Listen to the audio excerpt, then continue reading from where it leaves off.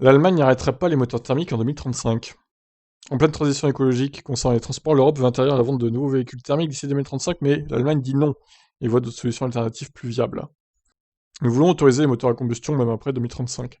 L'Allemagne ne devrait autoriser la vente de nouvelles voitures thermiques que si les voitures peuvent être alimentées exclusivement avec des carburants synthétiques. Les carburants synthétiques sont potentiellement compatibles avec les véhicules traditionnels et leur permettraient de rester sur la route dans les années à venir tout en réduisant une réduction des émissions de CO2. Le ministre allemand est donc persuadé qu'il existe une solution pour que les voitures ne soient pas alimentées avec des carburants dérivés d'énergie fossile. Selon Volker Wissing, nous ne pouvons pas compter uniquement sur la mobilité électrique ou hydrogène pour l'avenir, nous devons rester technologiquement neutres.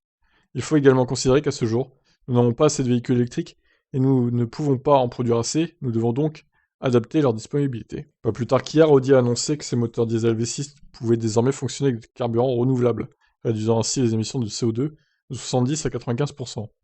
L'idée d'une solution intermédiaire pour décarboniser complètement les voitures semble faire écho aux propos du ministre italien.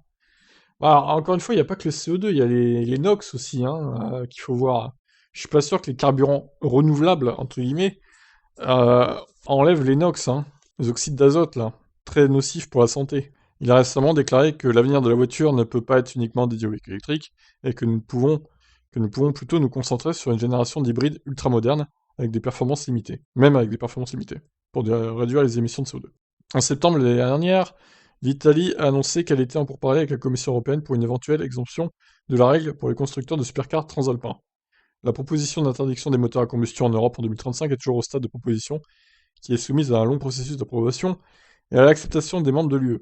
Affaire à suivre, mais le thermique a encore de beaux jours devant lui. Évidemment, turbo.fr se réjouit de cette nouvelle. Pas moi en tout cas. Et les anti-VE de la chaîne seront évidemment très contents de cette news aussi. Allez, je vous laisse réagir, ciao.